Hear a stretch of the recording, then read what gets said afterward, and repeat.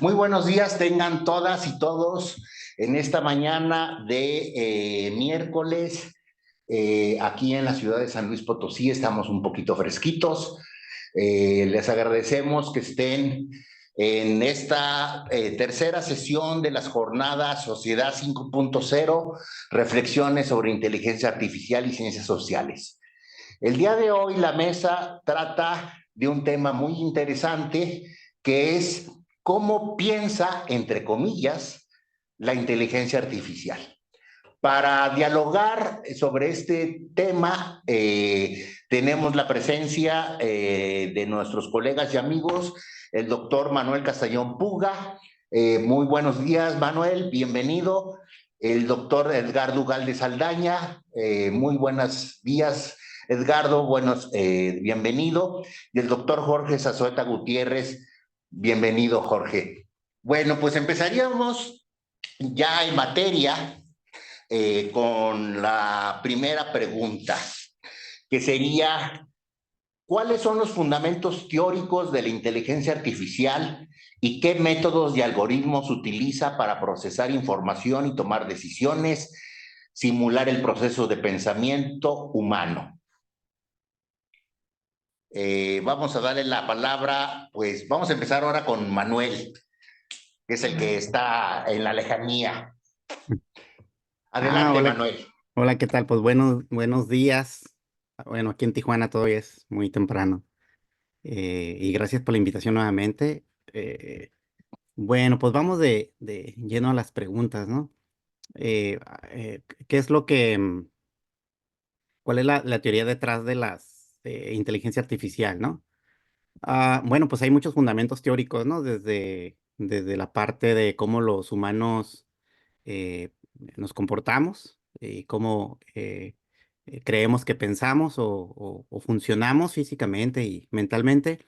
Bueno, hay una parte de ahí porque de alguna manera los modelos que hay ahorita pues son como una imitación de cómo nosotros pensamos que o creemos que las personas pensamos o de alguna manera se ha ido estudiando esta parte. La otra es, bueno, pues la parte de computacional, ¿no? Sobre todo, bueno, hay muchas técnicas, ¿no? Pero bueno, digamos que en gran parte las redes neuronales son una manera de representar o que creemos que representan esta manera de que pensamos. Y bueno, pues está la parte de las redes neuronales y el aprendizaje profundo, que es pues estas redes neuronales llevadas digamos, con esteroides, ¿no? Llevadas a potencia. Y luego, bueno, está la parte de matemática, ¿no? De lógica y de alguna manera cómo tratamos de representar el razonamiento humano. Y bueno, está la lógica clásica, pero también podríamos estar hablando de lógicas no clásicas, como, bueno, como lógica difusa, por ejemplo. Y y también esta idea de cómo vamos a representar el conocimiento, ¿no? Por ejemplo, un típico ejemplo de cómo representar el conocimiento sería con simples reglas de if then, ¿no? Si esto, el otro, etcétera. Es un sistema muy eh, básico. Y bueno, pues se puede ver otras maneras, como en este caso, pues la red neuronal también podría ser un sistema para representar conocimiento. Otra parte importante en la visión de la inteligencia artificial sería, como hablamos, el lenguaje natural, cómo nos comunicamos a través de palabras y cómo representamos o cómo simbolizamos nuestros sonidos a través de palabras y las palabras representan conceptos. Y bueno, hay varias visiones sobre cómo el conocimiento se representa. Bueno, sería, ¿no? A través del lenguaje, por ejemplo, y cómo este lenguaje podríamos nosotros como, pues, estudiarlo y entenderlo y mecanizarlo, ¿no? Y por último, bueno, pues, pues todas estas eh, mm, eh, pues maneras de que nosotros pues nos vemos a nosotros mismos, ¿no? Como la parte de la conciencia y si y otros factores humanos que a lo mejor todavía no representamos tan bien o no hacemos un approach todavía que pone ciertos misterios. Y bueno, digamos que eso serían, en pocas palabras, varias dimensiones de cómo nosotros podríamos acercarnos a una inteligencia artificial. O sea, vamos, hay varios frentes, ¿no? Que tratan de estudiar el mismo fenómeno y una vez estudiado, entendido, pues también cómo podríamos crear sistemas basados como en todas estas acercamientos, teorías, y bueno, es lo que se termina convirtiendo en tecnología, ¿no? Que llega a todos nosotros. Bueno, pues creo que ese es un resumen bastante simple. Muy bien, muchas gracias, Manuel. Le pasaríamos la palabra al doctor Edgardo Ugalde para que reflexione un poquito sobre esta pregunta, que serían Sí, sí, sí, precisamente los los fundamentos fundamentos. teóricos de la IA, los algoritmos y la toma de decisiones y la simulación del pensamiento humano. Bueno, voy a repetir un poco lo que dijo Manuel, a lo mejor sí, va a ser redundante, pero bueno, voy a tratar de traer alguna perspectiva nueva. Eh, es interesante cómo en este problema de imitar la inteligencia confluyen pues áreas muy diversas, la biología, la psicología y las matemáticas. Entonces son esfuerzos que se fueron integrando y yo creo que, bueno, hay toda digamos, una historia del desarrollo de las teorías acerca de la inteligencia artificial y después de los algoritmos, y ya depende uno cómo lo quiera ver, se puede uno remontar muy atrás en el tiempo, hasta Aristóteles, por ejemplo, cuando la lógica, o si no, a finales del siglo XIX, cuando se empezaron a hacer los primeros intentos de matematizar esa lógica con el álgebra booleana, por ejemplo.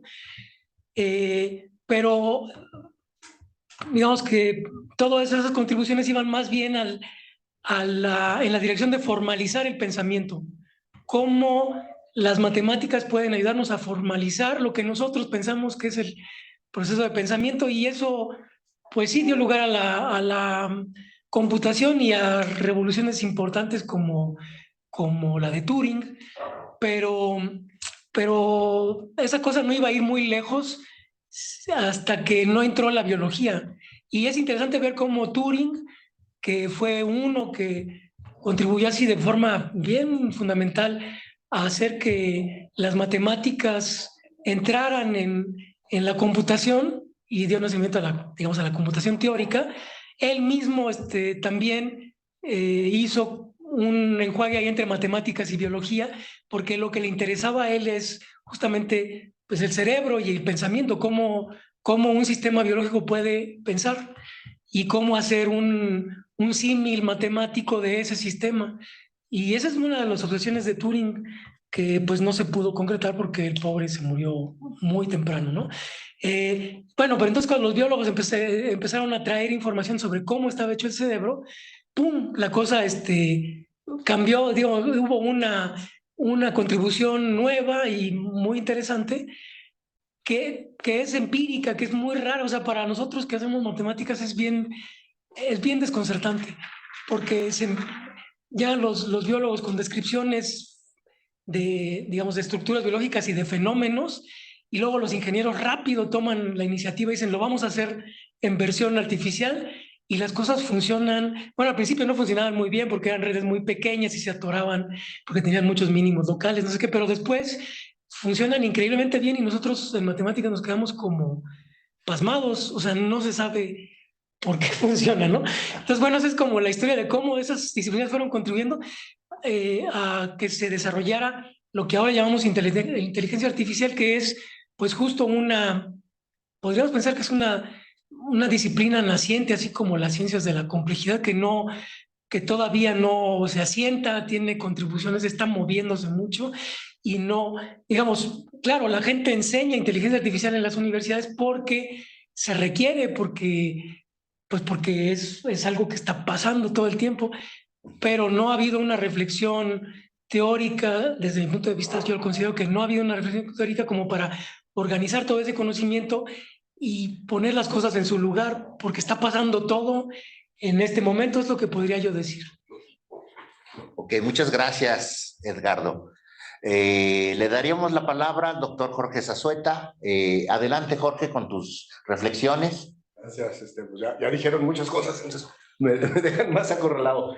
Pero una cosa que quería saber es, ¿cómo está la onda de la inteligencia artificial? Está de moda, ¿no? Entonces todo es inteligencia artificial, ¿no?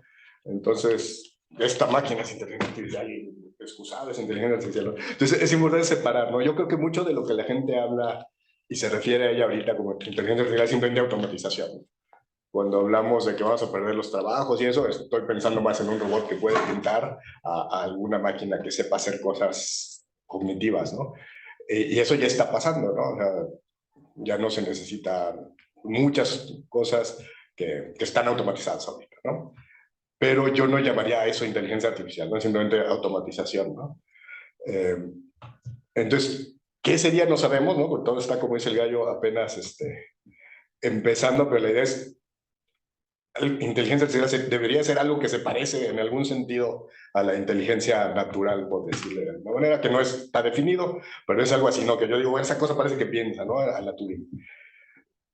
Y de ahí un poquito lo que platicaban de esa evolución empieza de manera bien determinista, ¿no? Me acuerdo que era de los primeros sistemas uno que se llamaba ELIZA, ¿no? Que era sí, para platicar. Tenías tu arbolito de decisiones y le platicabas, ¿no? ¿Cómo estás? Bien, ¿no? Y básicamente te tiraba el avión, ¿no? Pero empezaron a ver, yo creo que fue de los primeros inviernos, ¿no? de inteligencia artificial, donde es muy difícil programar lógicamente algo y que no se le acaben las ideas rápidas, ¿no? Lograron, por ejemplo, ganarle a Kasparov, a uno de los dos, ¿no? En ajedrez, cosas así, pero encontramos rápido un límite, ¿no? Porque no puede uno predecir todo lo que va a pasar, ¿no? Y llegó el invierno y en esta nueva primavera lo que descubrieron, y ahí estoy un poquito en desacuerdo con ustedes dos en la parte biológica, es, de la manera que yo lo veo, las redes neuronales sí empezaron a lo mejor inspiradas con las neuronas, por eso se llaman redes neuronales, pero después ya agarraron su camino, ¿no? Sí. Y de hecho, las neuronas del cerebro, las neuronas de la máquina ya son muy diferentes, ¿no? Simplemente se les ocurrió, ¿no? Pero ya no están, digamos, no están tratando de imitar al cerebro, simplemente encontraron un modelo que es fácil de configurar y puede hacer cosas teóricas interesantes. De hecho, hace unos años, cuando empezaron las redes neuronales, como decía aquí Gallo, eran muy chiquitas, ¿no? Entonces estaban padres, pero realmente no hacían nada muy interesante. Salieron unas cosas que se llaman máquinas de soporte vectorial, ¿no? Que es otro algoritmo más, ¿cómo se llama? Más eficiente, y se murieron, ¿no? Las redes neuronales. Y luego llegaron las computadoras caras, estas nuevas, y entonces resurge porque ahora podemos tener cosas con 500,000 millones de parámetros y estupideces así, ¿no? Que no eran posibles hace 10 años.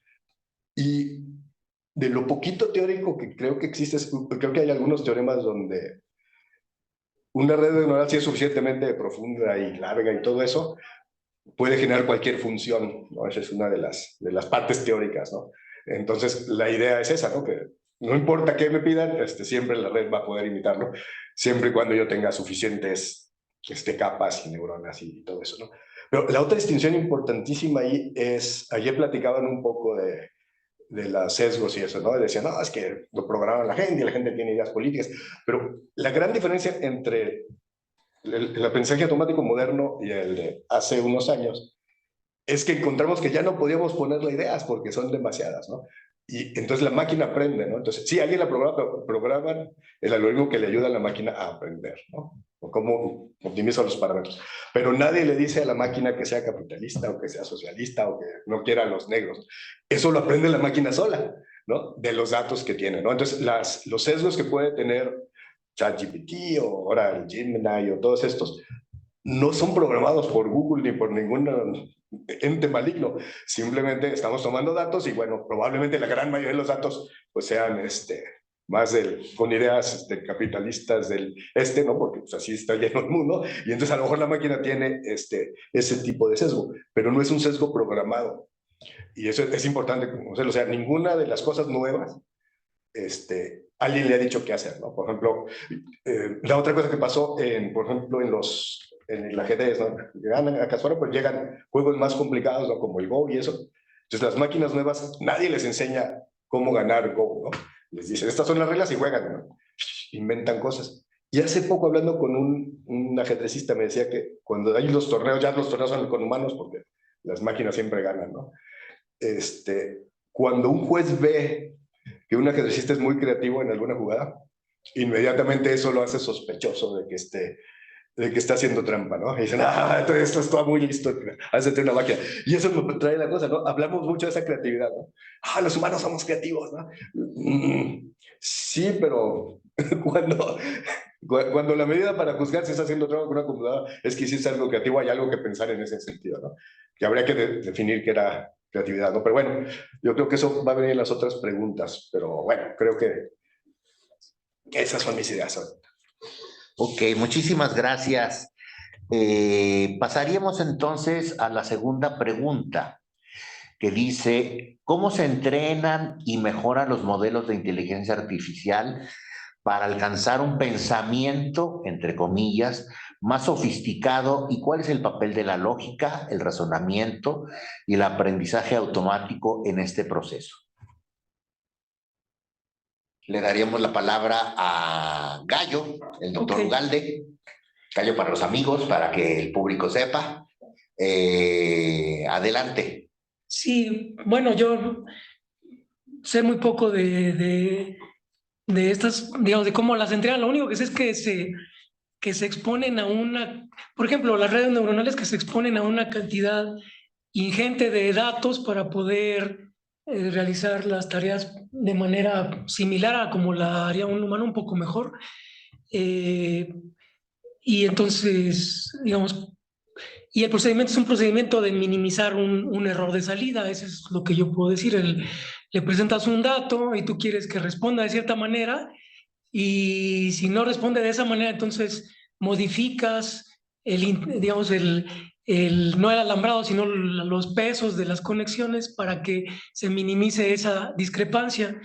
Y se tiene que hacer un montón de veces con muchos datos, y a veces repetir muchas veces con el mismo dato para que pueda desempeñarse correctamente como uno esperaría. Luego hay máquinas, si entiendo bien, que pueden medio entrenarse solas, ¿no? Que no tienen supervisión.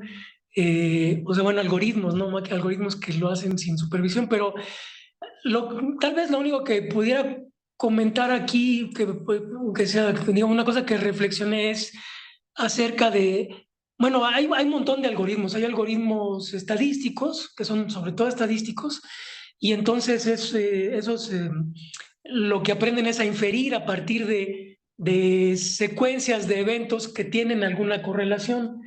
Eso sería otra forma de aprender, que se parece un poco a cómo aprendemos nosotros, cómo aprendemos a predecir. O sea, sabemos que mañana va a salir el sol porque ha pasado millones de veces, ¿no? Cosas así. Pero las otras máquinas, los otros algoritmos que utilizan redes, más bien aprenden a reconocer patrones, a reconocer cosas y a clasificar. Y entonces hay como, digamos, para cada tipo de tarea, diferente tipo de algoritmo, y por lo tanto, diferente forma de aprender. Tal vez lo que podría comentar es acerca de la lógica. Sí hay algoritmos que se basan mucho en la matematización que se ha hecho sobre la estructura del pensamiento o la estructura del lenguaje. Pues no sé, por ejemplo, esos algoritmos que tienen que ver con lenguaje natural, que organizan cosas, los que, por ejemplo, toman decisiones sobre árboles, cosas así, pero por ejemplo, las redes neuronales o estos algoritmos bayesianos que hacen inferencia, está muy raro porque pareciera que como que intuyen, hay una lógica ahí, pero no se programaron así.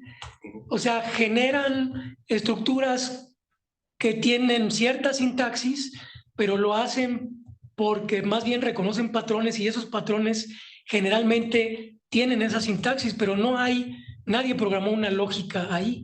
Entonces es interesante porque pues, la gente por ejemplo, los psicólogos y esas personas se preguntan si no será así como funciona en el cerebro, ¿no? Que nosotros inventamos, más bien como que reconocimos y a la hora de comprimir definimos estructuras asociadas a algo que a lo mejor pues ni lo tenía, ¿no? Bueno, eso es lo que pudiera yo comentar. O sea, la relación entre la lógica y el comportamiento de estos clasificadores no es obvia.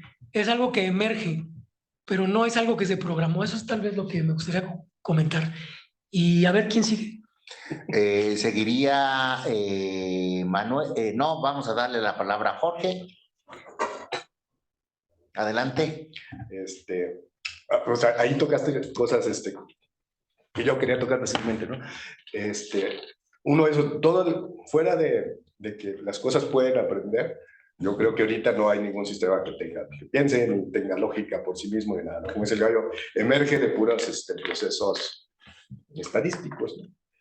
Pero la parte que compara con los humanos, y ahorita yo creo que nos da miedo, igual ha de haber pasado cuando hubo carretas y luego hubo coches, ¿no? Nos dedicamos a decir lo tonto que es ChatGPT. ChatGPT no pudo probar este teorema. Uy, no habla muchos idiomas. Hoy chequé y son como 36 idiomas. Entonces no habla nada más y habla mandarín y cosas así, ¿no? Pero, y así, no, pues le pregunté tal cosa y no le atinó. O le dijo algo falso. Hoy, de hecho, me metí a Gemini y le pregunté, que cuándo se estrenaba a la serie de Avatar. Y no sé qué pasó, pero me dijo, se estrenó antier y está en Netflix. Y le digo, ¿qué día es? Y pensaba la máquina que era pasado mañana. O sea, cosas así pasan, ¿no? Entonces, usamos ese tipo de errores para criticar la red. Ya está. Y yo siento que es un mecanismo de defensa, ¿no? O sea, ¿cuánta gente humana conocemos que hable 36 idiomas y sepa física y historia del arte y puede hacer dibujos, ¿no? Yo creo que es mucho más listo o lista, ¿no? En el sentido operativo que la mayoría de la humanidad, ¿no? Probablemente no sea más lista que Gilbert, ¿no? Pero yo creo que sí es más lista que la persona que va caminando por la calle o cualquier cosa así, ¿no? Y lejos de tratar de razonar y ver qué es lo que puede o no puede hacer, estamos un poquito asustados a eso y tratamos de buscarle debilidades, ¿no? Pero luego nosotros hacemos lo mismo, ¿no? No sé si todo lo que hacemos los humanos sea totalmente automático, ¿no? Y sea una ilusión toda la conciencia y demás, pero al menos muchas cosas sí, ¿no? Como decía ahorita el gallo, ¿no? Cuando la gente sabe que sale el sol, la gran mayoría de la gente no está pensando en las ecuaciones de movimiento, ¿no? Simplemente vio el sol y sabe, ¿no? La gente sabe que si agarra uno algo caliente, quema, ¿no? Y nadie nunca estudió termodinámica para saber eso, ¿no? O los niños no se estrellan con las paredes, ¿no? ¿Por qué? Porque se estrellaron varias veces con las paredes cuando eran muy chicos. Y de hecho hay estudios, ¿no? Donde ahora como todos protegemos a la gente y los niños traen carriolas y hay un chorro de cosas que no los dejan rebotar, tienen habilidades geométricas mucho más leves que nosotros que nos dejaban chocar, ¿no? Porque parte de ese aprendizaje es, bueno, ya me choqué por acá, ya me paré, ya pegué, ¿no? Entonces teníamos una percepción automática, pero no es digamos, voluntaria de cómo funciona el espacio, ¿no? Y las gentes modernas tienen menos porque han tenido menos ese entrenamiento, ¿no? Entonces, en gran manera, quién sabe cómo es el mecanismo, pero yo creo que, no sé, la mayoría de lo que sabemos no lo sabemos de ninguna manera racional ni de ninguna lógica. O sea, somos similares en ese sentido a la máquina, ¿no? Y la diferencia sería ese pedacito, ¿no? En donde somos conscientes de las cosas que hacemos, pero realmente el proceso de aprendizaje no es muy diferente a la máquina en cuestión operativa, ¿no? Cómo se conectan las cositas debe ser muy distinto, ¿no? Pero es una reflexión importante. Yo creo que estamos dependiéndonos demasiado de esas cosas, ¿no? En vez de eso, debemos tratar de entenderlas y ver qué hacer con ellas, en vez de tratar de decidir que son débiles, que no saben náhuatl, ¿no? Entonces ya valió, no, esa cosa no sabe náhuatl, es elitista. Bueno, yo tampoco, ni nadie aquí sabe náhuatl. Entonces, esa era la idea nada más con eso. Ok, muy bien. Le pasaremos entonces ahora el micrófono a Manuel. Adelante, Manuel, con tus comentarios. Bueno, a ver, creo que la pregunta era Otra vez, ¿qué métodos o cómo está la cosa? ¿Cómo se entrena y mejoran los modelos de IA para alcanzar pensamiento sofisticado? Ok. ¿Y cuál es el papel de la lógica, razonamiento y aprendizaje Ujú. automático? Sí, ok, es que ya me quedé tanto en la plática que se me olvidó la pregunta, ¿no? Bueno, mira, a No, ver, pero pues no sí, importa. quiero como, como aclarar una cosa, ¿no? Porque pues la discusión puede tomar muchos caminos, ¿no? Pero no es algo que se me ocurrió a mí, por ahí un autor escribió esta nota, ¿no? En donde, bueno, pensando, ¿no? Por dónde iba la discusión sobre la inteligencia artificial. Entonces, por un lado es como el tema de la inteligencia en sí, ¿no? Y entonces, toda esta idea de la inteligencia artificial nos sirve para poder discutir y acercarnos a nuestra visión de lo que creemos que es inteligencia, ¿no? Que todavía puede ser un concepto de discusión, ¿no? Entonces, toda la tecnología que tenemos ahorita y los modelos, de alguna manera, nos ayudan a explicarnos a nosotros mismos y cómo nos comportamos y cómo pensamos y cómo aprendemos y todo esto, ¿no? Entonces, desde ese punto de vista, podría haber una buena discusión sobre, a final de cuentas, qué es la inteligencia y si la tecnología actual nos describe como nosotros pensamos, como nosotros aprendemos o como otros seres vivos pudieran aprender, ¿no? Y pensar, o entre comillas, como dice acá nuestro colega. La otra es, pues, la parte de la artificial, ¿no? Al revés, ¿no? Pensando, sacando modelos de la naturaleza, en especial, por ejemplo, cómo pensamos los humanos, cómo podemos crear sistemas artificiales que imiten ese pensamiento, ¿no? Entonces acá tenemos como el lado de las máquinas, ¿no? Y qué provecho podríamos obtener de ello. Ambos lados tienen sus dilemas y estamos lejos todavía o sea, es un camino, ¿no? Todavía no se ve una luz al final del túnel, supongamos, ¿no? Entonces, por un lado, bueno, hemos ido acercándonos a entender más cómo pensamos, cómo aprendemos, gracias a que tenemos modelos que hemos podido ir probando y implementando en computadoras, por ejemplo, que nos ayudan mira, pues sí, realmente los humanos pensamos de esta manera, ¿no? Creemos que pensamos de esta manera. Por otro lado, tenemos la tecnología que imita, que es un acercamiento a cómo pensamos nosotros y que podríamos crear sistemas artificiales que nos ayuden porque serían más, digamos, como ergonómicos con nosotros, ¿ya? Sean más compatibles con la manera en que pensamos y que pueden ayudarnos, facilitar nuestros trabajos de pensamiento y nuestra manera de aprendemos, ¿no? Ayer decía un compañero, ¿no? Pues podría ser, sí, como esta idea del transhumanismo y cómo la inteligencia más en lo artificial podría ser una extensión de nosotros, ¿no? Una prótesis, él decía ayer, ¿no? Como de nosotros mismos. Bueno, entonces, pues bueno, vámonos por el lado de las máquinas, ¿no? Por la parte de lo artificial, que a lo mejor es lo que en esta discusión nos compete, ¿no? Ya podríamos hacer luego otra discusión más filosófica sobre cómo pensamos y qué significa inteligencia natural, por decirlo así.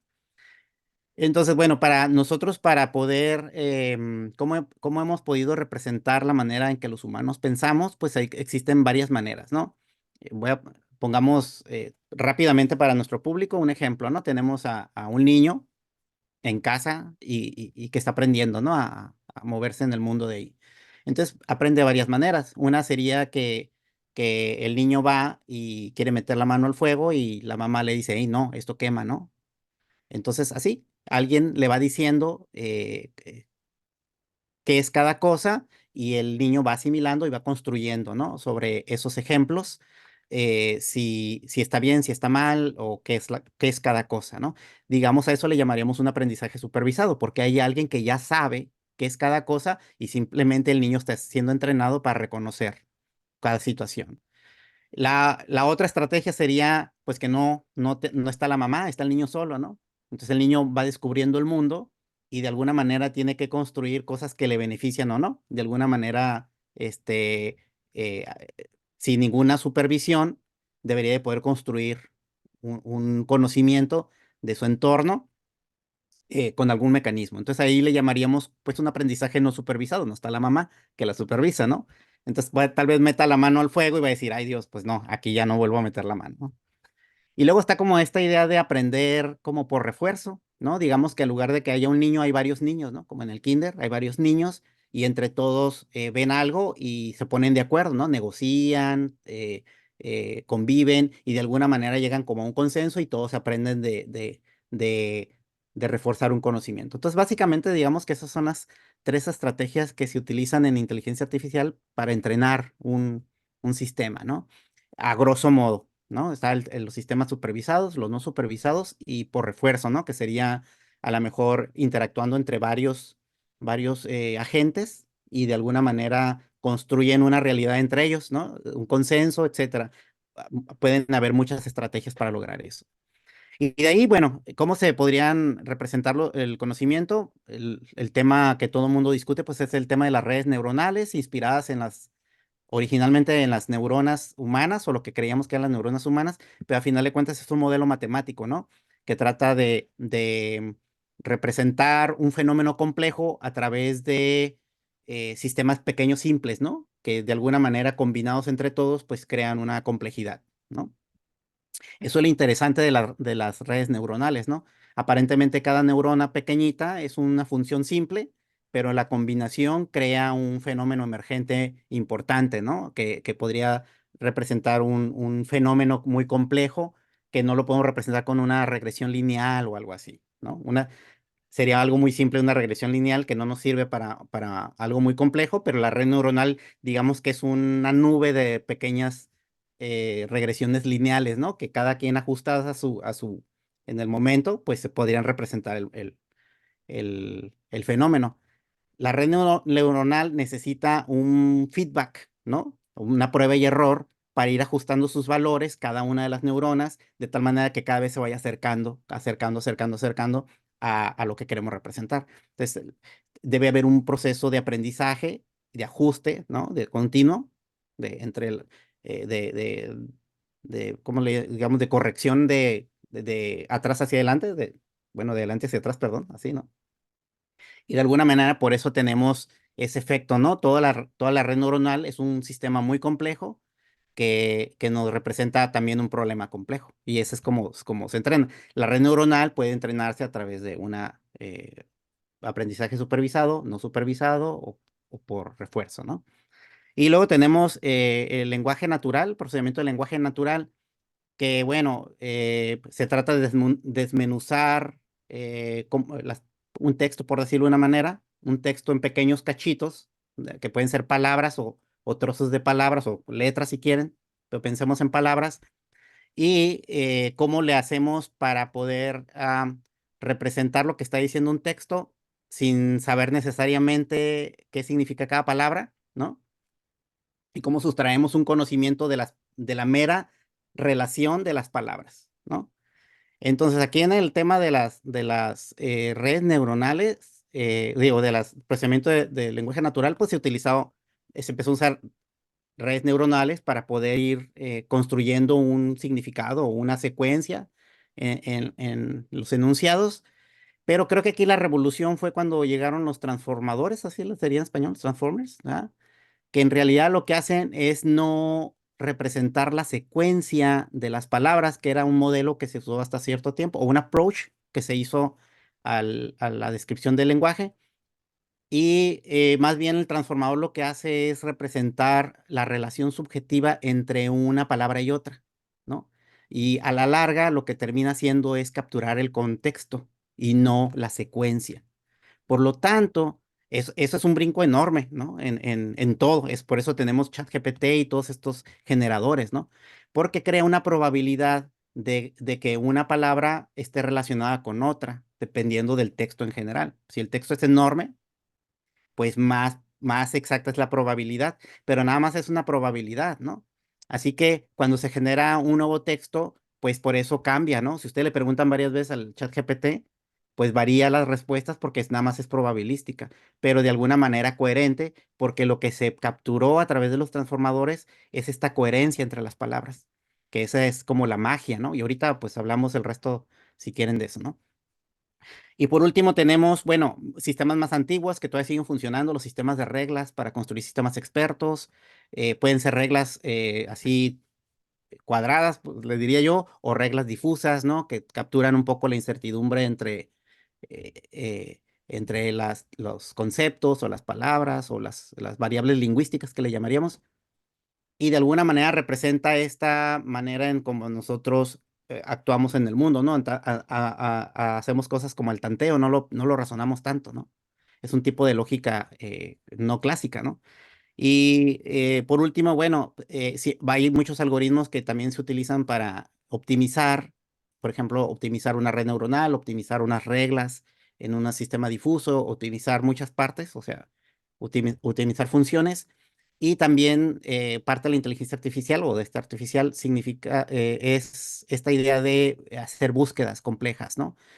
Porque lo que hacemos con un prompt en un sistema como el ChatGPT, pues es hacer búsquedas, ¿no? En este mundo de información y construir algo nuevo de allí. Quise dar este resumen porque a final de cuentas, pues creo que es lo que nos compete en esta plática, ¿no? Ver cuáles son los acercamientos que hay. Pues, rápido, ¿no? Traté de hacer un resumen rápido, pero creo que el público, a partir de aquí, diríamos, bueno, una manera es cómo aprendemos y otra cosa es cómo representamos el conocimiento. Y pueden haber muchas combinaciones, ¿no? Tecnológicamente hablando, por lo general lo hacemos con computadoras y pues eso sería mi primer paso, ¿no? Como que la pregunta de la tecnología. Ahora, ¿cómo nosotros mejoramos? En el caso del chat GPT, que es un caso particular de todas estas técnicas, diríamos que es un procesamiento de lenguaje natural que utiliza estos transformadores que capturan el contexto, que crean una probabilidad, etcétera. Bueno, ya lo que ya platiqué, pero una parte importante de cómo mejorar este sistema tiene que ver con la información que le damos, ¿no? Con la información que le damos a aprender. Y estoy de acuerdo con mis compañeros. Ayer hablábamos sobre este sesgo. Digo, yo soy computólogo, no soy sociólogo, ¿no? Entonces, no, como que de política no sé mucho, ¿no? Pero lo que sí sé es que, como les decía ayer, pues dime qué información me das para aprender y te diré quién soy, ¿no? Entonces, dependiendo de la calidad y de la calidad y el volumen, me imagino, de datos, de texto que le demos para aprender, pues va a crear toda esta información de cómo están relacionadas unas palabras con las otras. Y ahí está una parte interesante que también mencionaron, ¿no? Cómo o sea, si nada más entrenamos eh, la relación entre una palabra y otra, de alguna manera probabilística, por qué parece que deduce y por qué parece que induce y por qué parece que piensa, ¿no? Entonces, no fue entrenada la red neuronal para que hiciera una deducción o una inducción o algo así. Esas son las cosas que han ido sorprendiendo, ¿no? De alguna manera emergen estos fenómenos porque ya van como implícitos allí, ¿verdad? Y de alguna manera se vuelven a proyectar a la hora que construyen cosas nuevas, ¿no? Pero definitivamente no fueron programadas, ¿no? No se le dio un sistema de reglas para que dijera, mira, vas a deducir esto y el otro, ¿no? Realmente lo que hace es hacer nada más búsquedas en este sistema de representación de texto. Bueno, entonces así es, ¿no? Creo que una manera de mejorar es mejorando la calidad de la información, la calidad en todos los sentidos, desde un menos sesgado. O sea, está difícil porque es un problema muy complejo esto de la información no sesgada. Pero bueno, pensando que es una debilidad que se puede ir atacando poco a poco, ¿verdad? Técnicamente hablando. Y mientras tomar las precauciones éticas y de operación, ¿no? De los sistemas. Y la otra es, tal vez, ahorita tiene que ver más con la tecnología, ¿no? Hay una guerra ahorita, ¿no? Entre las compañías, a ver quién tiene más capacidad de cómputo, ¿no? Y como todo eso se computa con tecnología CUDA, que son, pues, esta tecnología que se hizo para los videojuegos, para las tarjetas de video, pues ahorita son la moneda, ¿no? De oro, ¿no? Quien tenga más capacidad de cómputo, pues va a poder minar más texto y por lo tanto va a tener sistemas más coherentes, más precisos, etcétera, ¿no? Y ya es una competencia tecnológica, ¿no? Sobre todo esto. Y por último, creo que se puede mejorar también pues la respuesta o el uso de esta tecnología, pues también como nosotros como humanos, nuestra capacidad para hacerlo, ¿no?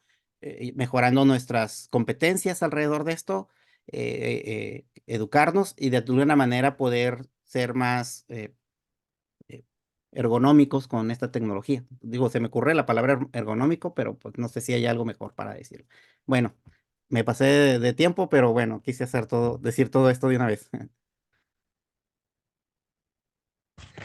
Muchas gracias, Manuel. Pasaríamos entonces a la tercera pregunta, que sería, ¿cuáles son las limitaciones actuales en la capacidad de la inteligencia artificial para pensar y comprender la información de manera similar a los seres humanos? Y le daríamos la palabra a Jorge.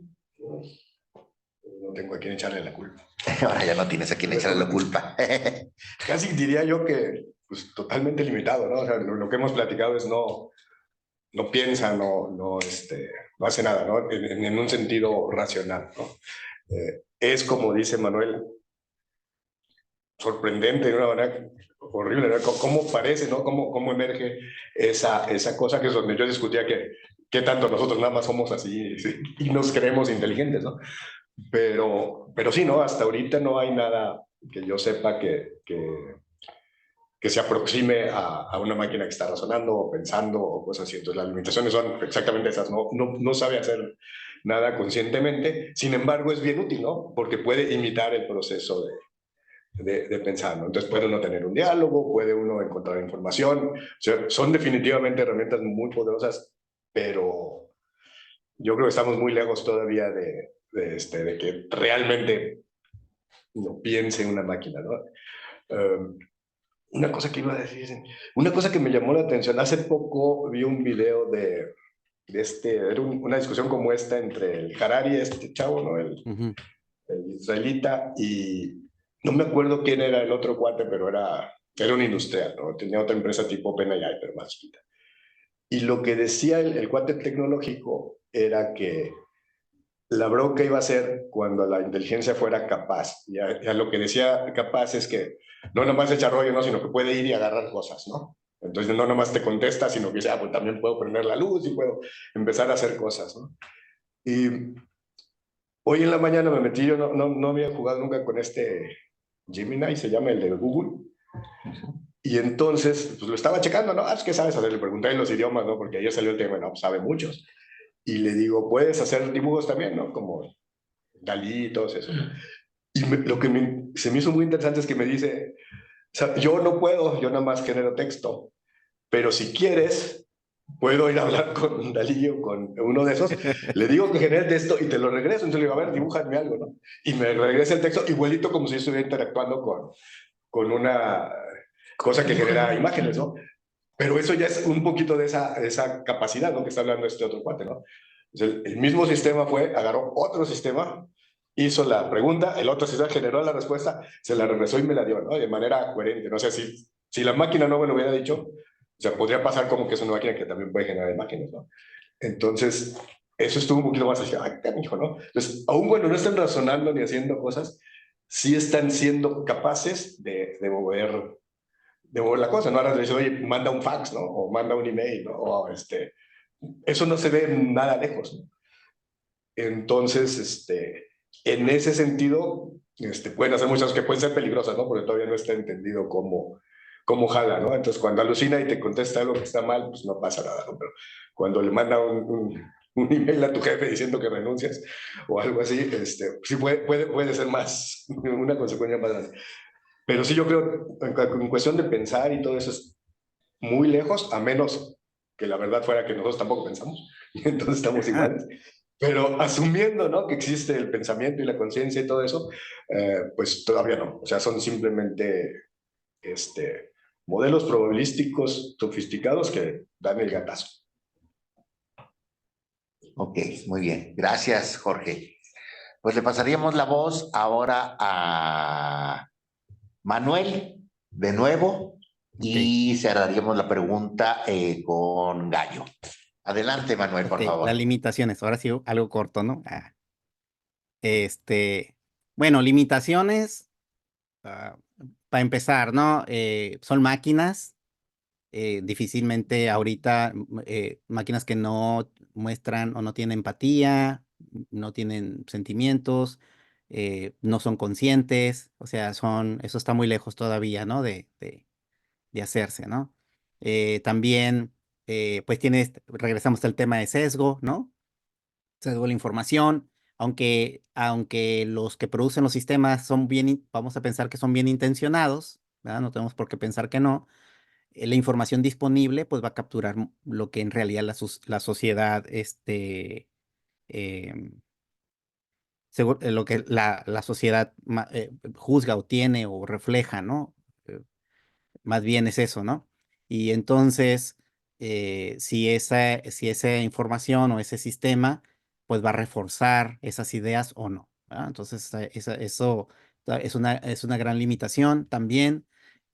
También eso produce los problemas éticos sobre si todo el conocimiento o la supuesta coherencia que tiene este sistemas o este tipo de sistemas representan todas las ideas o representan a todas las personas o representan a todas las necesidades, etcétera, ¿no? Digamos que, por ejemplo, le preguntamos a la tecnología esta, vamos a llamar como el chat GPT, pero puede haber distintos sistemas, ¿no? Creo que el chat GPT es como el ahorita el más cuestionado, pero puede haber otros, ¿no? Cualquiera que nos ayude basado en inteligencia artificial, ¿no?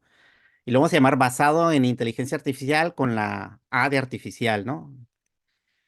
Entonces, imagínate que le preguntamos, ¿no? A ver, proponme, este, ah, problemáticas de tercer mundo, ¿no? Para yo saber dónde voy a invertir mi dinero, ¿no?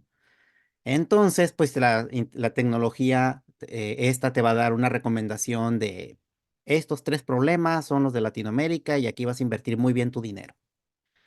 Bueno, pues no sabemos si eso es cierto, ¿no? O sea, nos va a dar una respuesta coherente, nos va a dar razones, pero no sabemos si realmente esos son los problemas, ¿no? Entonces, o nada más está considerando parte de los problemas porque los otros nunca fueron minados y por lo tanto no están incorporados en su cuerpo de conocimiento, ¿no? Entonces, ese es un tema problemático. Otro tema, otra limitación es, por ejemplo, lo que llaman como explicabilidad, ¿no? Sigue siendo, como son redes neuronales, sigue siendo una caja negra. Y entonces, imagínate que utilizas el sistema para evaluar a estudiantes para ver si los admites a la universidad o no. Entonces, bueno, vamos a usar una inteligencia artificial, le damos un perfil a cada estudiante y nos diga cuál es candidato. Vamos a decidir a quién le vamos a dar beca con ACID y quién no, ¿verdad?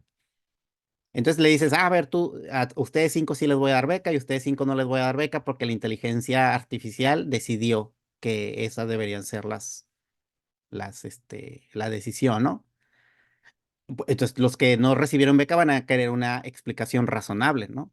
Y entonces tú no puedes ir y abrir la caja negra y decirle, mira, sí, porque aquí las reglas, ¿no?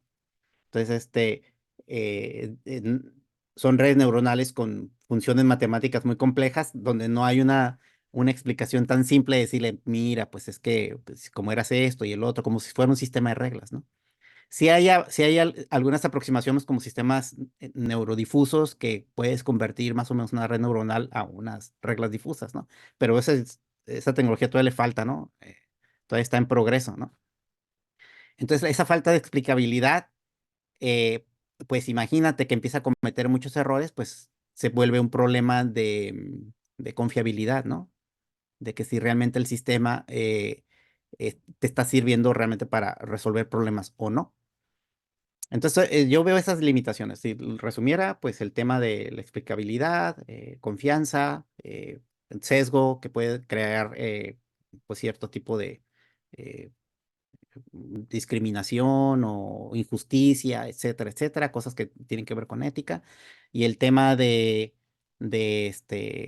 de que todavía pues el sistema no siente, ¿no? Ahora le doy la razón acá a mi colega que dice, bueno, pero si le ponemos pies y manos y de repente se le ocurre agarrar una pistola y agarrar tirando balazos para todos lados, bueno, pues eso sí nos preocupa, ¿no?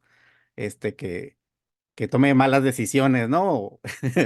Y que en realidad, no haga cosas que no teníamos planeadas, ¿no? Que nos preocupan todos esos comportamientos emergentes que no sabemos si van a emerger en algún momento dado, ¿no? Es un sistema un tanto impredecible, yo diría, ¿no? Bueno, eso es mi opinión. Muchas gracias, Manuel. Le pasaríamos la palabra a Gallo. Adelante. Pues sí, bueno, no tengo así mucho más que agregar. Me parece que bueno, como que hay que separar, no hay una sola inteligencia artificial que esté agregado, ¿no? Entonces, mucho de lo que platicamos se refiere a nuestra interacción con estos conversadores como el chat GPT, o sea, generadores de texto coherente. Y bueno, luego uno tendría críticas a los dibujadores, ¿no? A los que generan imágenes a partir como de palabras clave. Y bueno, entonces una primera limitación es que tenemos sistemas desagregados que tal vez ya se está tratando de resolver por lo que dice aquí el loco, que un sistema le pide a otro y así, ¿no? Entonces eso, pero bueno, es una primera limitación que, que está desagregado. Entonces lo que hace una inteligencia humana ahora se distribuye en diferentes sistemas que pues no funcionan al mismo tiempo y no están integrados. Luego, hablando de los conversadores en particular, pues sí, o sea, como que están hechos para dar una muy buena primera impresión. Así es sorprendente cómo generan un texto coherente, pues a partir digamos, y a partir de una base de datos que ellos mismos tienen, y ese texto, pues, te parece que, o sea, da la impresión que lo generó un humano, siempre que el texto no sea demasiado largo. Cuando empieza a ser muy largo, entonces ya se empieza a ver pues que no es una historia tan coherente como uno pensaba, porque se le empieza a olvidar pues de dónde empezó, ¿no? O sea, porque es muy larga la cosa. Entonces hay problemas de memoria y de contexto en este conversador. Yo en realidad pues no sé para dónde va la cosa. Entonces tal vez no queremos una inteligencia integrada que haga todo lo que hace un humano y alguien con quien interactuar. A lo mejor algunas compañías pensarán que sí y quieren fabricarte un humano artificial que te acompañe, no sé, pero me da la impresión que más bien lo que estamos buscando son ayudas en diferentes tareas, y en ese caso, pues, digamos, en esa medida tendría que uno juzgar las carencias o los retos que todavía hay, ¿no? Entonces, a mí me gustaría mejor pensar en la segunda opción. No me gustaría tener un humano artificial todavía, bueno, que lo tengan en el siglo XXIV, pero aquí más bien ayudas distribuidas. O sea, tal vez en ese sentido no estamos muy lejos de tener una ayuda muy eficiente que haga lo que realmente queremos, ¿no?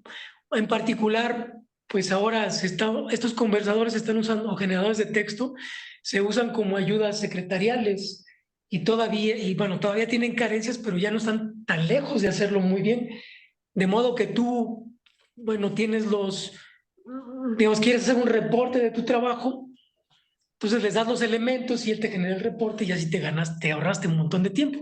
Eso creo que no está tan lejos. Ahora, fuera totalmente bueno, es lo que podría decir sobre esto, ¿no? Pero no quiero desaprovechar la oportunidad para señalar que no sé si se habló ayer de esto, porque me tuve que desconectar a media sesión, pero de los sesgos y peligros y esas cosas. Bueno, lo que estoy viendo, hablando de este generador de textos, en nuestras disciplinas, que mucho de nuestro trabajo es generar textos y evaluar textos, y que hemos llegado pues a una situación medio absurda donde se generan más textos de los que uno puede leer, ¿no? Porque nos pide publicar varios artículos al año y luego tenemos que referiar varios y es un despapalle. me ponía yo a pensar que a lo mejor vamos a llegar al absurdo de que en gran medida el texto que tú sometes te lo genere un robot, y el cuate que lo va a revisar también sea un robot en gran medida, ¿no? Entonces, estamos más o menos, bueno, eso nomás lo quise sacar a tema porque pues es en lo que más nos vamos a apoyar, bueno, tal vez en generar imágenes un poquito, pero sobre todo en generar textos, y vamos a llegar a ese rincón absurdo de que lo genera un robot y lo lee un robot y nosotros estamos viendo qué está pasando, ¿no? Bueno, pero bueno, las limitaciones pues es lo que puedo decir, no. Ok, muchas gracias. Pasaremos entonces a la cuarta y última pregunta de esta mesa, que dice, ¿qué avances recientes se han logrado en la investigación de la inteligencia artificial en el campo del pensamiento y la toma de decisiones? ¿Y qué retos se plantean para el futuro? ¿Y quién quieres que hable? Entonces, pues le daríamos la palabra a Manuel, ahora para que comience Manuel de nuevo. Ah, Te escuchamos, Manuel. pues, ¿qué avances? Estoy pensando. Bueno, siempre va a haber avances en los algoritmos, ¿no? Y ahorita parece que la tecnología de inteligencia artificial está muy enfocada en proveer, algo que comenté ayer. Antes los consumidores de la inteligencia artificial, pues éramos los ingenieros que fabricamos, que producíamos o construíamos sistemas para toma de decisiones, para lo que, sistemas de control, lo que sea, ¿no? Éramos los consumidores de esta inteligencia artificial y los científicos, ¿no? Para modelar de una manera más original o alternativa los fenómenos y nos dieran posibles otras explicaciones o descripciones de lo que estamos estudiando. Hasta ahí va todo bien, ¿no? Estaba dentro de un mercado, por decirlo de una manera, ¿no? Pero con la aparición de estas herramientas que son de uso masivo, pues como que se expande, ¿no? El uso de la tecnología hacia el público en general y a lo mejor el público en general pues no está tan preparado, ¿no? Son algo muy nuevo, incierto, crea dudas, no se está preparado para saber cómo aprovecharlas, etcétera, ¿no? Entonces, más bien aquí, los algoritmos y lo que se utiliza tras bambalinas, bueno, pues va a seguir progresando en cuestión de mejora de los algoritmos, mejorar la capacidad de cómputo y mejorar el, la calidad de los datos, como lo habíamos mencionado antes. Pero lo que sí creo que va a haber avances significativos es en la disponibilidad, por lo menos ahorita experimental, de más tecnología dirigida al público en general. Mejoras, ahorita ya salió hace poquito también producir videos, ¿no? Ya tienen muy poquitos errores los videos, muy buena calidad. Para ciertas cosas ya es útil, aunque traigan errorcitos, ¿verdad? Las imágenes no se diga, los textos también. Y yo creo que va a haber un avance todavía más en algunas otras cuestiones, ¿no? A lo mejor en sistemas ya de toma de decisiones más serias, ¿no? Como sistemas de control o monitoreo o eh, digamos que asuntos legales, por ejemplo, o asuntos, no sé, como judiciales o que tengan que ver sobre buscar, ¿no? Hacer una justicia más justa, por decirlo así.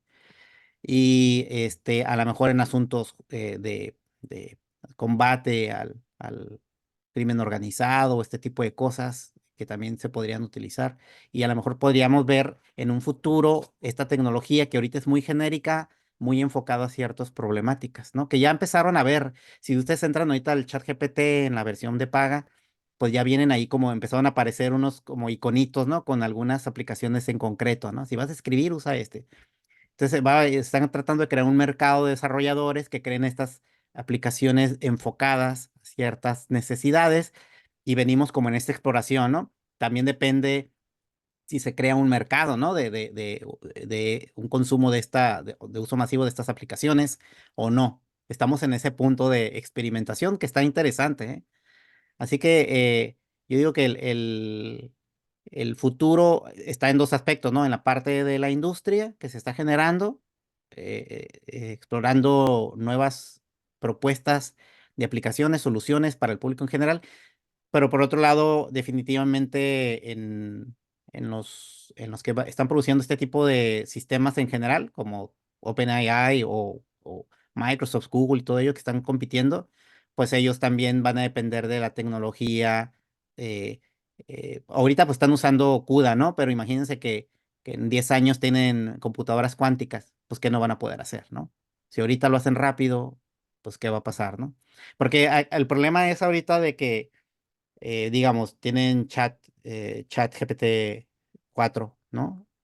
Que está minado hasta el 2022 y luego ya lo actualizaron hasta abril del 2023, pero no está tan fácil mantenerlo diario, ¿no? Al día, ¿no? Se necesita como una capacidad de cómputo mucho mayor para que este sistema sea más dinámico, ¿no? Más actualizado, esté más vivo, ¿no? Entonces son como pequeñas fotografías que ahí están y que todavía dependen de la capacidad de cómputo para poderlo hacer más rápido o más eficiente, ¿no? Y bueno, eso es lo que yo veo en el futuro de esta tecnología, ¿no? Y por el otro lado, el futuro es que va a haber mucho más discusiones o reuniones como estas, muy multidisciplinarias, enfocadas en capacitación, creo yo, y también en los aspectos de ética, ¿no? Todas las organizaciones, por lo menos las universidades, se han tomado este asunto en serio, porque quieren establecer normas claras, transparentes en cuanto al uso de la tecnología y qué es justo y qué es injusto usar, ¿no? O qué es legal y qué no es legal hacer con este tecnología que está muy ahorita, digamos, es el viejo oeste, ¿no? Está muy salvaje todavía esto, ¿no? Como que no hay muchas reglas, ¿no? Bueno, eso es lo que opino. Muchas gracias, Manuel.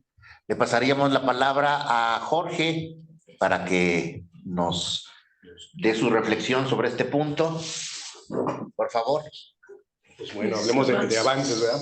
Sí, avances y retos para el futuro. Bueno, empezamos con el reto. Yo creo que ahorita estamos, ¿no?, en el periodo de enamorarnos de estas redes neuronales, ¿no? Y lo que descubrieron, recordando lo que dijo Gallo al principio, ¿no? Era, pues van los matemáticos y dicen, bueno, ya entiendo una red neuronal de 10 por 10, ¿no? Y entiendo una red neuronal infinita, ¿no? Porque puedo hacer cosas, pero entonces van los ingenieros y dicen, 10 por 10 jala, le pongo 100%, ¿no? Jala. Y ahorita van creo que uno de los más grandes tiene algo así como 500 billones de parámetros, ¿no? O sea, son números estúpidos, ¿no? Pero es todo totalmente empírico, ¿no? Entonces todavía no existe teoría que pueda decir, bueno, ¿qué está pasando ahí? Pero sin embargo se está haciendo en la vida real, ¿no? Entonces, ahorita este cuate, el de OpenAI, ¿cómo se llama? Ese chavo, ¿no? Sí, yo tampoco me aprendo el nombre, pero... Pero anda buscando financiamiento por 7 billones de dólares con B, ¿no? Para, igual, o sea, ahorita la apuesta es, bueno, pues ponle más en neuronas y sigue creciendo y van mejorando, pero yo creo que no están haciendo, o sea, debe haber un límite de eso, ¿no? O sea, yo creo que falta otra tecnología que diga, bueno, ¿por qué está pasando eso, no? Y a lo mejor puedo hacer que piense, a lo mejor puedo hacer, ahorita es simplemente fuerza bruta. Y eventualmente yo creo que van a salir, el reto es, ¿cuál es la siguiente tecnología, no? O sea, no nada más se trata de hacer más y más y más neuronas, yo creo, ¿no? Debe haber métodos más elegantes, más controlables y demás. En cuanto a limitación, en cuanto a avances, yo creo que los dos más importantes es, uno en el lado de la explicabilidad, ¿no? Como platica Manuel, hay varios algoritmos, ¿no?, en donde quitan y ponen cosas, y así tratan de ver qué variables influyen más. Hay una que no me acuerdo el nombre, pero está basada en teoría de juegos, y lo que hace es que tienes todas las features, ¿no? Todas las variables, y están jugando contra la función de alguna manera, y entonces sale digamos, un ranking, ¿no? De qué variables son las que más influyen y cómo influyen, y se crea como un modelo simplificado que de algún modo explica qué está pasando, ¿no? Como en el caso del estudiante, ¿no? Entonces la idea sería, pues bueno, no te admití porque no pasaste, ¿no? O no te admití porque eres latino, ¿no? Y entonces, vamos a revisar, ¿no? Pero ya se puede un poquito jalar esto, pero todavía es en una etapa de investigación, ¿no? Entonces yo creo que uno de los pasos que siguen es ese, ¿no? El refinar la explicabilidad de estos de estos modelos porque no podemos nada más tirarlos porque no les entendemos, ¿no? Entonces hay que trabajar en eso, pero sí hay investigación seria alrededor. Y la otra parte es esa conexión donde ahí está un poquito en lo que hablaba de automatización contra inteligencia, pero la interacción a través de sensores, ¿no?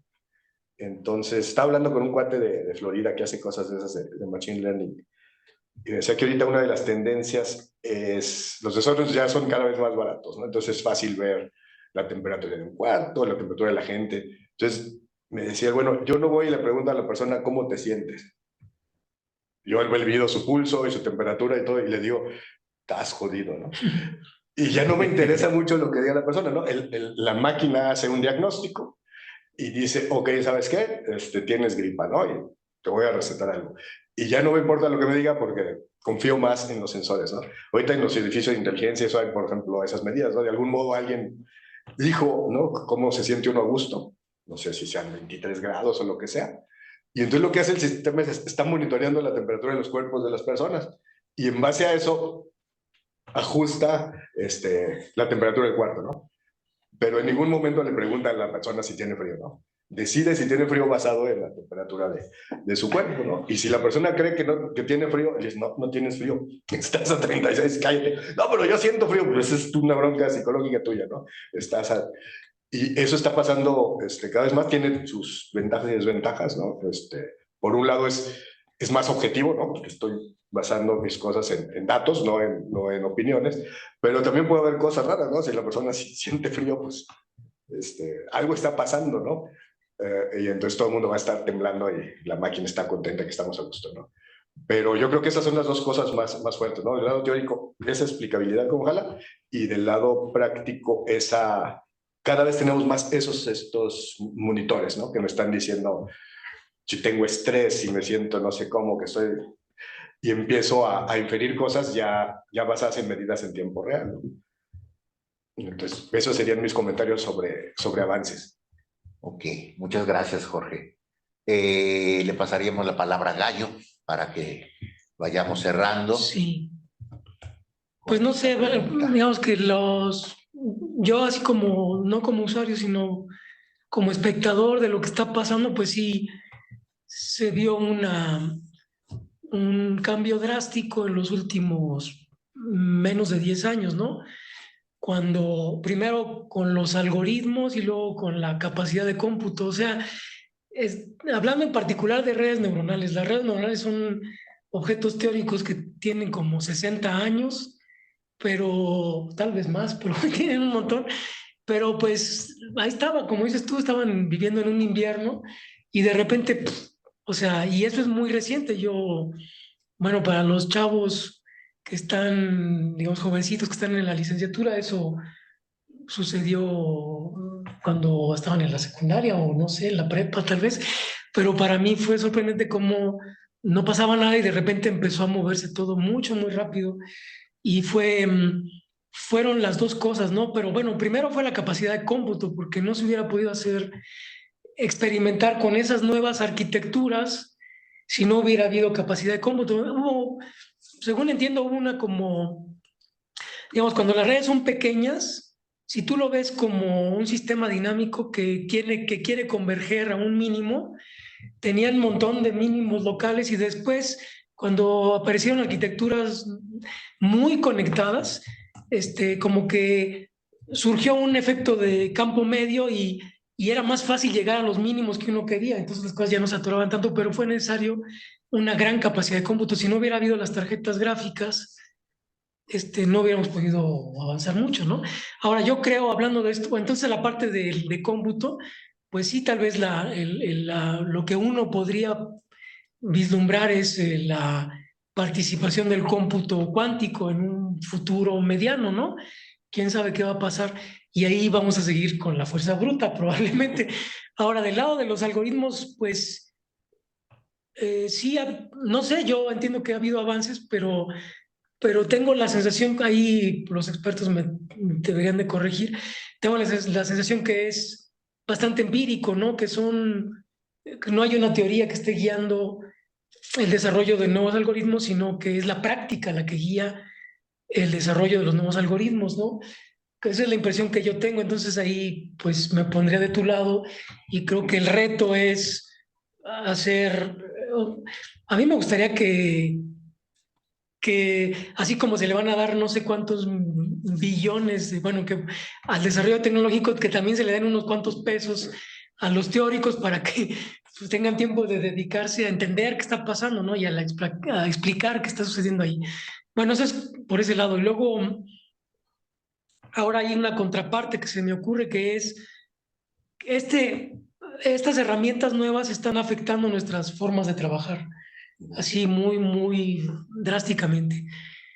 Y yo creo que tal vez nos van a obligar, bueno, un poco redundando en lo que había dicho hace rato sobre el escribir y leer, va a redundar en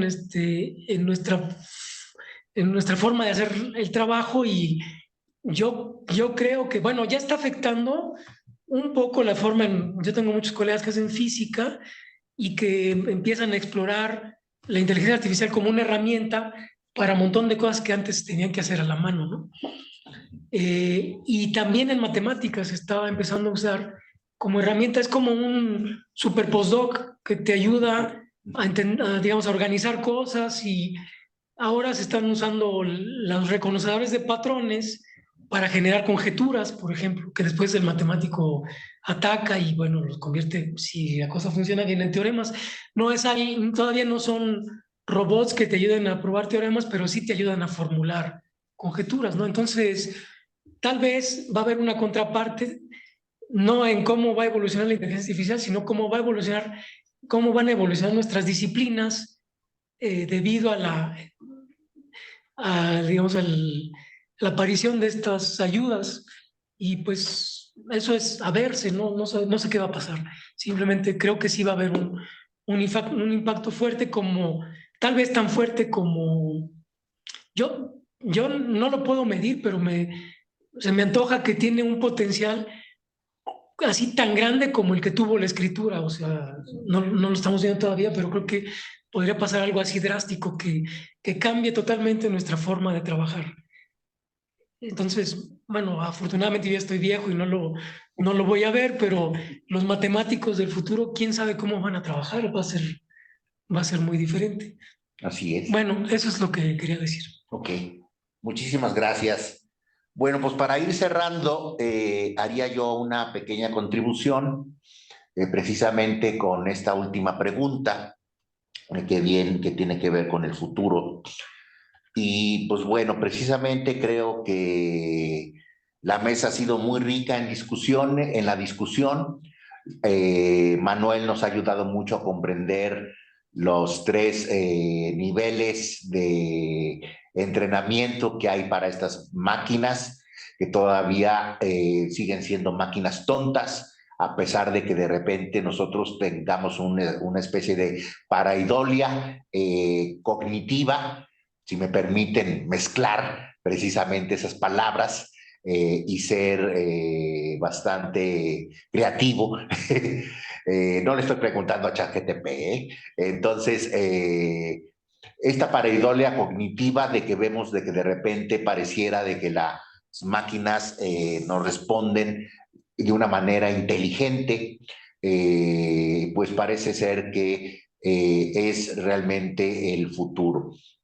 El futuro que yo veo es precisamente la convergencia de esta tecnología de inteligencia artificial con la robótica. La robótica precisamente, actualmente ya hay robots especializados en cuidado de adultos, sobre todo en Japón.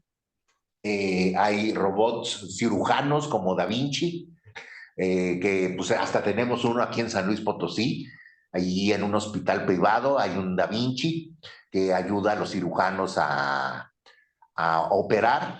Y pues obviamente cuando estas tecnologías vayan convergiendo, vamos a tener la capacidad de tener pues robots o autómatas con capacidades de dialogar y tratar hasta de entender. Aquí yo creo que hay también un área de investigación muy interesante, precisamente hacia lo poshumano, que sería la emocionalidad artificial. Precisamente lograr que las máquinas comprendan las emociones humanas para que precisamente sus reacciones sean más empativas hacia precisamente los humanos, sobre todo estos robots dedicados al cuidado de personas mayores o de enfermos.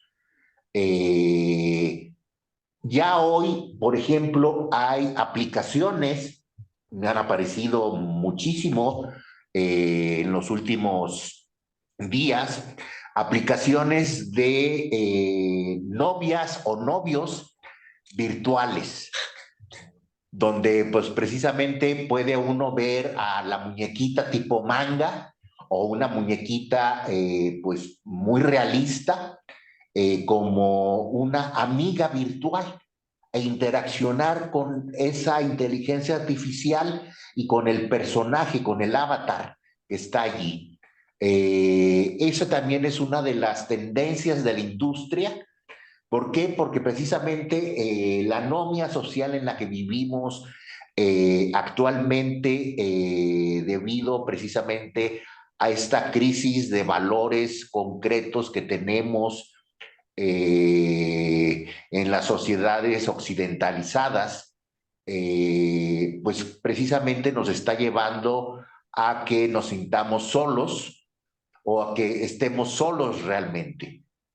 Y pues la necesidad de tener una compañía pues se va siendo cada vez más ominosa. Entonces, pues hay compañías que ya han visto este nicho de mercado, que no creo que sea tan chiquito. Al contrario, por ejemplo, en Japón es una cuestión muy problemática para la sociedad japonesa.